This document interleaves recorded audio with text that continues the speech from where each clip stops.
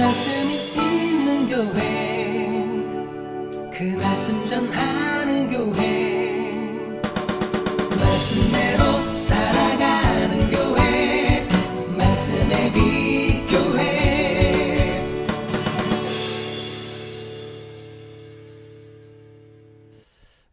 오늘은 신앙은 균형 잡기다 라는 제목으로 함께 말씀을 나누려고 합니다.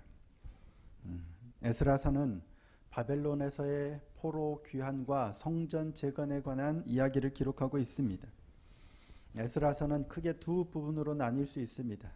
1장부터 6장까지는 스룹바벨이 인솔한 1차 귀환과 성전 재건을 기록하고 있고, 7장부터 10장까지는 에스라가 인솔한 2차 귀환과 또 1차 귀환 때 1차 때 귀환했던 사람들이 이방인과 통혼한 그 문제를 다루는 이야기를 기록하고 있습니다. 에스라서 이야기는 사실 하나님과 하나님의 그 약속, 그러니까 유대 백성이 고국으로 귀환할 것이라는 그 약속에 초점이 맞춰져 있습니다. 그러니까 예레미야 선지자가 예언했던 그 말씀이 에스라의 사실은 그 인생의 중심이 되었던 것으로 보입니다. 예레미야 선지자가 어떤 말씀을 했죠? 하나님의 뜻임을 밝히면서 바벨론에게 항복하라, 바벨론에게 포로로 잡혀갈 것이다, 그냥 그곳에서 집을 짓고 땅을 기경하며 살아라 라고 예언하죠. 그리고 70년이 차면 하나님께서 돌아오게 하실 거다라는 예언을 합니다. 자, 예레미야 25장 11절 말씀입니다. 함께 한 번만 읽어보겠습니다. 시작. 이 모든 땅이 폐허가 되어 놀랄 일이 될 것이며 이 민족들은 70년 동안 바벨론의 왕을 섬기리라. 자, 29장 10절도 한번 읽어보겠습니다. 시작. 여호와께서 이와 같이 말씀하시니라. 바벨론에서 70년이 차면 내가 너희를 돌보고 나의 선한 말을 너희에게 성취하여 너희를 이곳으로 돌아오게 하리라. 아멘. 네, 70년이죠. 근데 이 70년에 대한 의견이 좀 여러 가지입니다. 그러니까 하나님의 말씀은 뭐예요? 하나님께서 예레미야를 통해서 하신 말씀은 포로로 사로잡혀 가지만 70년이 되면 돌아오게 하실 거라는 거예요. 그래서 예레미야의 입을 통해서 하신 그 말씀을 이루기 위해서 바사 왕 고레스의 원년에 그의 마음을 감동시키셔서 칙령을 선포하게 하시고 이스라엘 백성이 돌아오게 하죠. 자, 에스라서 1장 1절 말씀입니다. 우리는 지금 3장인데 에스라서 1장 1절 말씀이 이렇습니다. 바사왕 고레스 원년에 여호와께서 에레미야의 입을 통하여 하신 말씀을 이루게 하시려고 바사왕 고레스의 마음을 감동시키시매 그가 온 나라에 공포도 하고 조서도 내려 이르되 예루살렘, 그러니까 하나님의 백성은 일어나서 예루살렘으로 돌아가서 여호와의 성전을 건축하라 라는 조서를 내리는 거예요. 근데 이방인인 바사왕 고레스가 그러한 칙령을 내린 거예요. 바사왕 고레스의 원년인데 오늘날 페르시아죠. 바사와 메대를 통합한 바사왕 페르시아의 왕 고레스의 원년이 언제냐면 기원전 538년입니다. 538년. 남유다가 멸망한 건 538년. 남유다가 멸망한 건 586년. 비슷하죠? 근데 대략 한 49년. 50년 정도의 차이가 납니다. 남유다가 멸망하고 예루살렘 성전이 파괴된 게 586년인데 바사왕 고레스의 원년이 538년이에요. 그러니까 50년이 채 안 되죠. 그런데 70년이 당연히 아니잖아요. 하나님께서는 사로잡혀간 지 70년 만에 돌아올 것이다 예레미야를 통해서 말씀하셨는데 50년이 채 안 돼요. 그러면 이 70년이 언제인가? 학자들은 대략 두 가지 방식으로 추산합니다. 첫 번째는 기원전 605년에 갈그미스 전투라고 있어요. 이 전투 후에 이스라엘 백성들을 처음으로 바벨론으로 포로로 끌고 가요. 이게 제1차 바벨론 유수라고 하는데요. 그러니까 기원전 605년에 아마도 에스겔도 이때 아마 사로잡혀간 것으로 압니다. 근데 605년에 포로로 잡혀가요. 그리고 586년에 예루살렘이 멸망하고 포로로 또 잡혀갔는데 이때가 세 번째 잡혀가는 거예요. 그러니까 605년에 첫 번째 포로로 잡혀가서 지금 언제예요? 성전 제단을 포로로 귀환한 자들이 이들이 처음으로 성전 제단, 오늘 본문 1절에서 6절에 나오는 성전 제단을 쌓는 게 언제냐면 536년이에요. 그러니까 605년에서 536년까지를 70년으로 보는 견해가 첫 번째입니다. 두 번째 견해는 예루살렘이 남유다가 586년에 멸망하죠. 그리고 예루살렘 성전이 파괴되죠. 그리고 포로가 돌아오기는 538년에 돌아오지만 그리고 536년에 성전 재건이 시작되지만 언제 완공이 되냐면 515년에 성전이 완공돼요. 그러니까 586년에 예루살렘 성전이 무너지고 예루살렘 성전이 다시 재건된 게 515년이에요. 이게 대략 한 71년이죠. 70년 정도 되죠. 그러니까 학자들은 오히려 이 두 번째 견해를 더 지지합니다. 왜냐하면 이스라엘 백성들의 핵심이 성전이었기 때문이에요. 포로에서 돌아왔다고 해서 나라가 회복됐다라고 여기지 않습니다. 이스라엘 백성들은 자신들이 포로로 잡혀갔다가 다시 회복이 되었다라는 건 뭐예요? 성전이 다시금 재건됐다. 회복되었다. 그래서 성전이 파괴된 586년부터 성전이 재건된 515년까지 이걸 70년으로 계산하는 겁니다. 고레스도 그랬죠. 예루살렘으로 포로를 돌려보낼 때 뭐라고 명령을 합니까? 돌아가서 여호와의 성전을 예루살렘에 건축하라. 너희 중에 뜻이 있는 자들은 다 일어나서 가라. 그 이유가 여호와의 성전을 건축하라고 보낸 거예요. 그래서 스룹바벨의 인소라에 일반인이 뭐예요? 42,360명, 남녀종이 7,337명, 노래하는 남자가 200명, 말과 노새와 낙타와 나귀를 가지고 귀환하죠. 그러니까 예스라서 2장은 그 사람들, 종족별, 가문별, 그리고 귀환지별, 잡혀왔던 자신의 고향이든지 다시금 돌아간 지역별로 돌아온 사람들의 이름을 쭉 열거하고 있죠. 그렇게 귀환한 사람들이 538년에 고레스왕 원년에 귀환한 사람들이 각자의 성읍에 삽니다. 예루살렘에 사는 게 아니라 귀환한 귀환지별로 각자의 성읍에 살아요. 그러다가 언제 다시 예루살렘에 모여요? 오늘 본문을 보면 예루살렘에 모인 게 귀환한 지 7째 달이에요. 자, 오늘 본문 1절 말씀 함께 한번 읽어보겠습니다. 자, 1절 읽겠습니다. 시작. 이스라엘 자손이 각자의 성읍에 살았더니 7째 달에 이르러 일제히 예루살렘에 모인지라. 돌아오기는 진작 돌아왔는데 각자 성읍 살다가 7째 달이 되자 일제히 예루살렘에 모인 거예요. 왜 7째 달에 일제히 모였냐면 이스라엘 백성들에게는 굉장히 중요한 절기가 7월 달에 있기 때문입니다. 7월 1일은 나팔절이라고 합니다. 나팔을 불어요. 그러니까 이스라엘 유대력으로는 7월 1일이 설날입니다. 첫 해가 시작되는 거예요. 그래서 나팔을 불어요. 그리고 초막절이 시작되었음을 선포해요. 그리고 열흘 후인 7월 10일은 대속죄일입니다. 열흘. 대속죄일은 대제사장이 1년에 한 번 짐승의 피를 가지고 지성소로 들어가서 온 백성의 죄를 대속하는 날이에요. 그러니까 굉장히 중요한 날이죠. 그리고 7월 15일부터 일주일간 초막절을 지냅니다. 초막에서 지냅니다. 지금도 이스라엘 사람들은 초막절이 되면 초막절을 지내는 것으로 알고 있습니다. 그러니까 아파트에 살아도 아파트 베란다 같은 데다가 텐트 같은 초막을 짓고 그때를 기념하면서 기억하면서 초막절을 지내는 걸로 알고 있습니다. 이처럼 이스라엘 민족에게 있어서 7월 달은 굉장히 그러니까 율법적으로나 역사적으로나 굉장히 중요한 달이에요. 그러니까 포로에서 귀환한 이스라엘 사람들은 이스라엘 자손들이 7째 달이 되자 그래서 예루살렘으로 일제히 모였어요.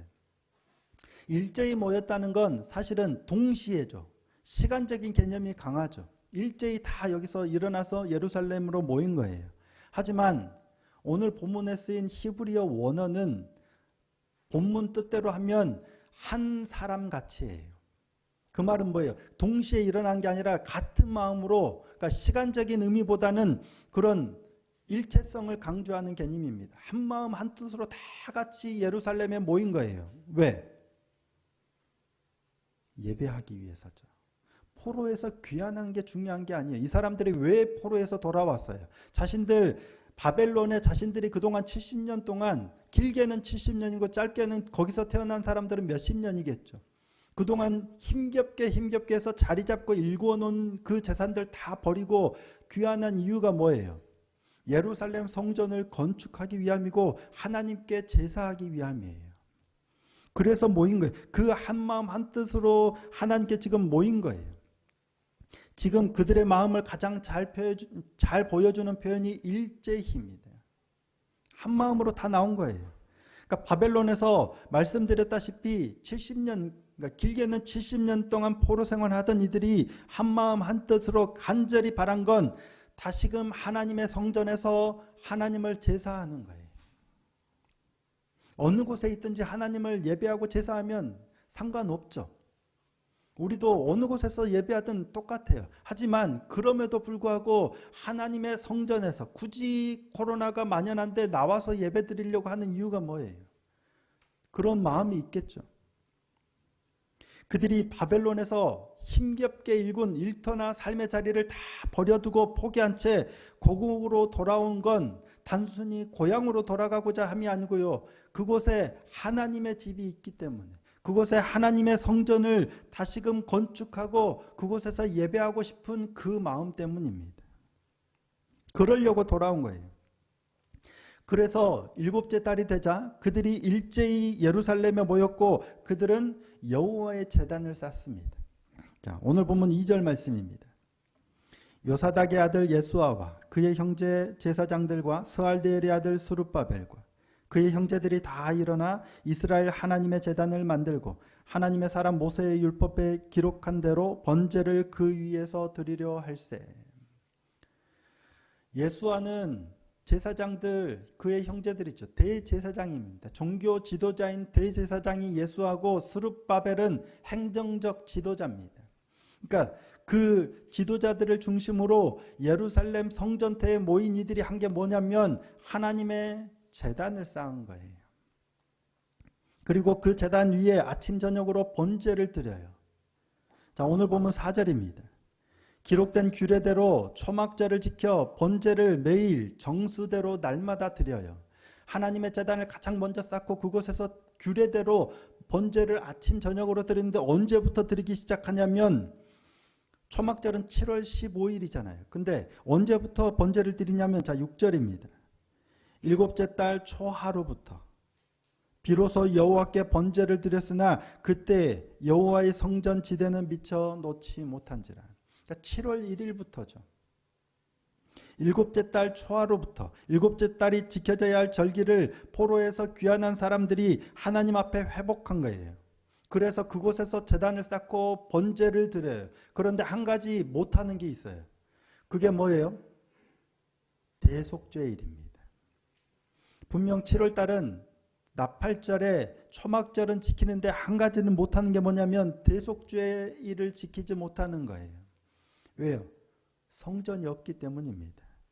성전 지대는 미처 놓지 못한 줄. 아직 성전이 없어요. 성전이 있어야 그곳에서 대제사장이 피를 가지고 가서 뿌리고 대속하는, 하나님 앞에 온 이스라엘 백성을 대속하는 제사를 지낼 텐데 이걸 못하는 거예요. 여호와의 성전 지대를 놓지 못했기 때문에. 그래서 석수와 목수를 시키고 돈을 주고 시돈 사람과 두롯 사람에게 먹을 것과 마실 것과 뭐 기름과 이런 것을 주고 백향목을 레바논에서 요파 해변까지 운송하게 하죠. 그리고 성전 재건을, 성전 건축을 언제부터 시작해요? 2번째 해, 2째 달부터 성전 재건 공사를 시작합니다. 자, 오늘 본문 8절입니다. 예루살렘에 있는 하나님의 성전에 이른 지 언제예요? 2년 2째 달에 스룹바벨과 예수아와 다른 형제 제사장들과 사람들이 예루살렘에 돌아온 자들이 공사를 이때부터 시작하는 거예요. 그리고 레위인들이 감독하고 누가 감독하고 성전 공사가 시작됩니다. 예루살렘의 멸망과 함께 파괴됐던 성전 공사가 시작돼요. 성전의 기초가 놓이는 거예요. 그리고 건축자가 여호와의 성전의 기초를 놓을 때 제사장들은 뭘 합니까? 예복을 입고 나팔을 붑니다. 그리고 아삽 자손 레위 사람들은 재금을 들고 서서 이스라엘 왕 다윗의 규례대로 여호와를 찬송합니다.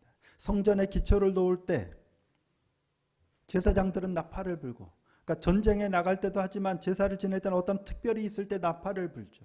그리고 레위인들은 다윗의 규례를 따라서 뭐 악기를 찬양하고 연주하고 찬양하고 합니다. 모든 백성은 여호와의 성전 기초가 놓이는 걸 보고 하나님을 찬양합니다. 얼마나 기뻤겠습니까? 이것 때문에 돌아왔는데 예루살렘 성전이 파괴되어 포로로 잡혀갔어요. 하나님이 우리를 떠나셨다 포로로 잡혀갔어요. 그런데 70년 만에 다시 돌아와서 성전 기초를 놓고 하나님을 찬양할 때 얼마나 기뻤을까요? 근데 몇몇 사람들은 오히려 성전의 기초가 놓인 걸 보고 대성통곡을 합니다. 자, 오늘 본문 12절, 13절 말씀입니다. 함께 한 번만 읽어보겠습니다. 12절, 13절입니다. 시작. 제사장들과 레위 사람들과 나이 많은 족장들은 첫 성전을 보았으므로 이제 이 성전의 기초가 놓임을 보고 대성통곡하였으나 여러 사람은 기쁨으로 크게 함성을 지르니 백성이 크게 외치는 소리가 멀리 들리므로 즐거이 부르는 소리와 통곡하는 소리를 백성들이 분간하지 못하더라. 아멘. 첫 성전을 보았던 사람들은 무너졌던 성전터에 성전의 기초가 놓이는 걸 보고 기뻐하기도 했지만 대성통곡합니다. 그래서 통곡하는 소리와 함성 소리가 멀리서 듣기에는 너무 커서 분간하지 못할 정도예요. 얼마나 둘 다 소리가 얼마나 컸는지 분간을 못하는 거예요. 아주 대성통곡하는 거예요. 기뻐서 젊은 사람들은 막 기뻐서 찬양하는데 나이 든 사람들은 대성통곡해요. 왜? 전에 첫 성전 솔로몬이 지었던 성전을 보았기 때문입니다. 예루살렘 성전은 586년에 멸망하면서 예루살렘 성전이 파괴되었어요.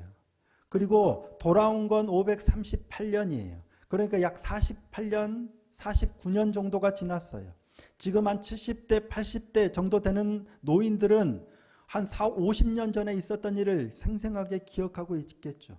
어렸을 때나 젊었을 때 예루살렘 성전이 바벨론 사람들에 의해서 불타고 있는 장면이 기억이 날 거예요. 그 모습을 생생하고 기억하고 있는데 지금 돌아와서 그곳에 그 터에 성전의 기초가 놓여지는 걸 보면 얼마나 감격스럽겠습니까? 망했다가 다시금 돌아왔는데 그곳에 다시금 성전의 기초를 놓는 거예요.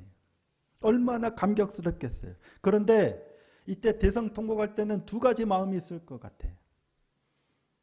기뻐서 통곡하기도 하지만 슬픔이 함께 하겠죠. 그들이 보았던 건 뭐예요? 예전에 솔로몬의 성전 그 화려했던 모습도 보는데 지금 건축되는 모습은 그것처럼 화려하게 지을 수 없어요. 너무나도 초라한 모습이겠죠. 그러니까 다시금 돌아와서 성전을 건축할 수 있다는 감격과 함께 아울러서 뭐예요? 너무나도 초라한 그 이유가 뭐예요? 우리의 죄악 때문에 우리의 죄 때문에 무너졌던 그 성전, 그 두 가지가 동시에 일어나고 있는 것 아닌가 싶습니다. 근데 회복에 있어서 이것이 굉장히 중요한 포인트입니다. 회복에 있어서 우리가 잃어버리면 안 되는 중요한 모먼트가 바로 이거예요. 통곡과 함성이 함께 있는 겁니다. 우리의 신앙함에 있어서 통곡과 함성은 늘 함께 가야 합니다. 만약에 둘 중 어느 하나라도 잃어버리면 반드시 문제가 생깁니다. 감격과 죄송함, 통곡과 함성이 언제나 공존해야 합니다.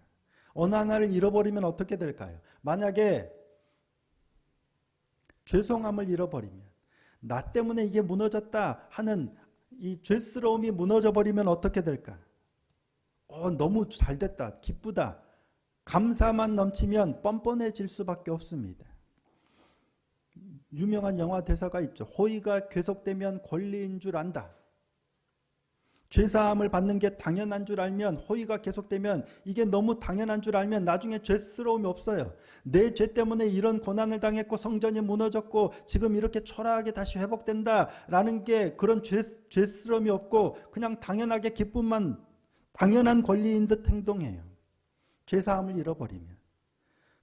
반면 감격과 감사를 잃어버리면 죄책감에 빠져서 헤어나올 수가 없습니다. 그러면 누구와 같아지냐면 가룟 유다와 같은 결론에 도달합니다. 분명 예수님과 함께 3년을 그도 동고동락했고 다 배우고 하나님의 나라를 꿈꿨는데 한순간 잘못해서 예수님을 팔아버리죠. 근데 죄사함의 이 죄사함의 은혜를 누리지 못하고 그는 자결해서 죽고 말죠. 형제가 내게 죄를 범하면 몇 번까지 용서하오리까? 7번까지 하오리일까? 베드로가 물었을 때 예수님께서 뭐라고 대답하십니까? 뭐라고 대답하세요? 7번뿐 아니라 70번까지라도. 그렇죠? 그 말은 뭐예요? 490번이 아니라 몇 번이에요? 계속해서 할 수 있는 만큼. 자, 마태복음 18장 22절 말씀입니다. 마태복음 18장 22절 함께 한 번만 읽어보겠습니다. 자, 시작. 예수께서 이르시되 내게 이르노니 7번뿐 아니라 7번을 70번까지라도 할지니라. 여러분 이만큼 용서하실 수 있겠어요? 안 됐죠. 아이들이 똑같은 잘못을 3번만 해도 1번, 2번은 참았는데 3번째는 참기 어렵죠. 우리는 누군가 동일한 잘못이 아니라 실수를 3번만 해도 용서하기가 어려워요. 그런데 예수님께서는 베드로에게 7번도 대단한데 7번뿐 아니라 70번까지라도 7번씩 70번. 이거는 예수님께서 이렇게 말씀하신 건 우리 보고 그렇게 용서하라는 게 아니고요. 하나님이 우리를 그렇게 용서하신다는 말씀이에요. 우리를 그렇게 끊임없이 용서하시겠다는 말씀이에요. 내가 하나님께서 예수님께서 이렇게 하시니까 너희도 그런 은혜를 누리고 그런 은혜를 오히려 또 다른 죄인에게 흘려보내라 라는 말씀입니다. 끊임없이 넘어지고 죄를 범하는 우리에게 낙심하지 않을 이유입니다.